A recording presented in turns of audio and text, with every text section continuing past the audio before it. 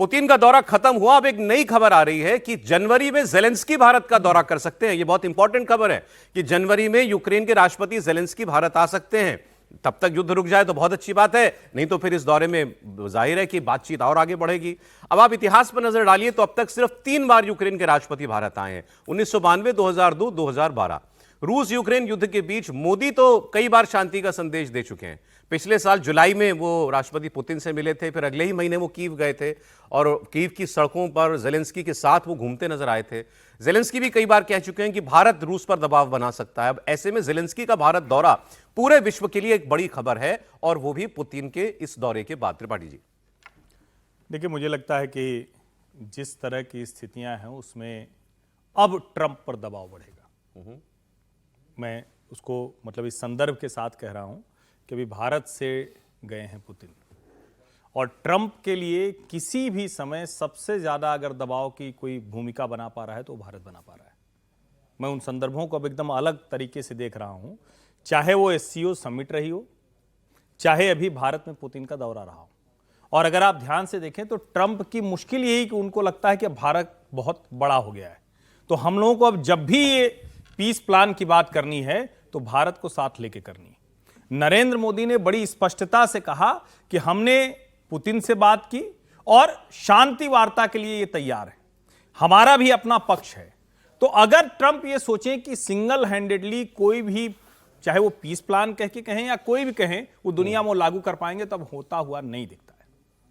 मेरी बड़ी भारत की इसमें भूमिका रहेगी ही। भूमिका है, रहेगी नहीं, अब भूमिका है, ट्रंप उसको स्वीकार करें या ना करें।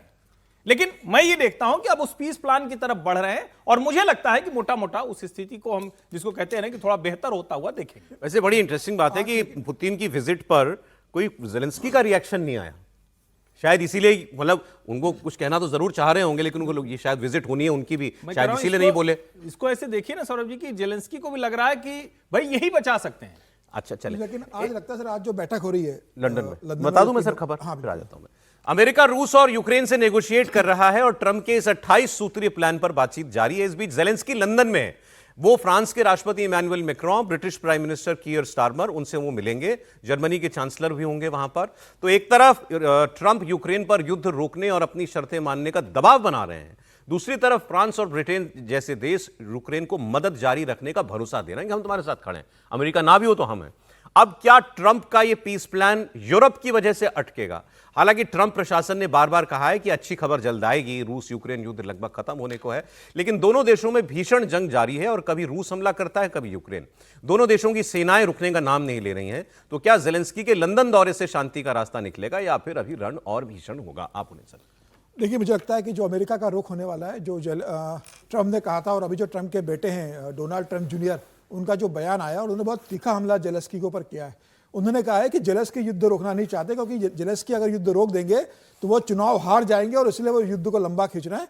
उन्होंने ये भी कहा कि यूक्रेन से सारे अमीर जो लोग थे वो यूक्रेन छोड़कर चले गए, अब से भिखमंगे और गरीब लोग यूक्रेन के अंदर बचे हुए हैं, और अमेरिका से पैसा लेकर जेलेंस्की युद्ध लड़ रहा है। जिसे अमेरिका पैसा देना बंद कर देगा, जेलेंस्की के कमर टूट जाएगी। उन्होंने बहुत स्पष्ट कहा है, और मुझे लगता है उन्होंने जो कहा है कि अब अमेरिका पैसा नहीं देगा, तो ये जो अमेरिका की जो नीति बन रही है जेलेंस्की को लेकर या यूक्रेन को लेकर, जो डोनाल्ड ट्रंप चाहते हैं, मुझे लगता है वही बात उनके बेटे ने सार्वजनिक रूप से कही है।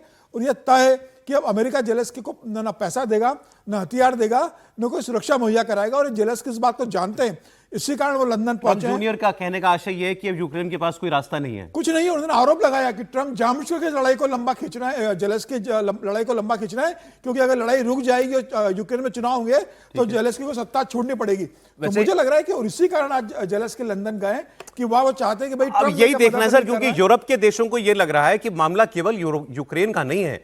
रूस ने जो अतिक्रमण किया यूक्रेन की सीमाओं का, उनको लगता है कि कल को हमारे यहाँ आएगा, तो उनका डर अपने लिए है। यूक्रेन को वो मानते हैं कि लड़ यूक्रेन रहा है, लेकिन इसके बाद नंबर हमारा है, तो अमेरिका तक तो रूस कभी पहुंचेगा नहीं। कोल्ड वॉर भी खत्म हो गई है, अब पुतिन और ट्रंप भी दोस्त हो गए हैं, लेकिन हमारा और पुतिन का रिश्ता तो अभी भी दुश्मनी वाला ही है ना, इसीलिए वो यूक्रेन को अभी भी आगे किए हुए हैं। वैसे राष्ट्रपति ट्रंप के करीबी ने बड़ा बयान दिया है, कीथ केलोंग, ये ट्रंप के करीबी और यूक्रेन में अमेरिका के विशेष राजदूत भी हैं। इन्होंने एक जो बात की उससे भरोसा बनता है कि वाकई युद्ध जल्द खत्म होगा। केलॉग ने कहा है कि सारे मुद्दों पर लगभग सहमति है, बस 2 पॉइंट्स पर बात फंसी हुई है और वो भी जल्द सुलझ जाएगी। इनकी माने तो जो डॉनबास का इलाका है, जो वो उसके जो पश्चिमी राज्य हैं, वो और ज़ैपोरिज़िया न्यूक्लियर पावर प्लांट, उन्होंने कहा ये 2 विषय हैं, इन पर अभी बात नहीं बन पा रही है, बाकी सारे मुद्दे अपने आप सुलझ जाएंगे। ये 2 बातें अगर इस पर कोई भी एक पक्ष जो है वो राजी हो जाए या दोनों कुछ बीच का रास्ता अगर निकाल लें, बाकी मोटे तौर पर सहमति है। मतलब युद्ध रोकना तो दोनों ही चाहते हैं।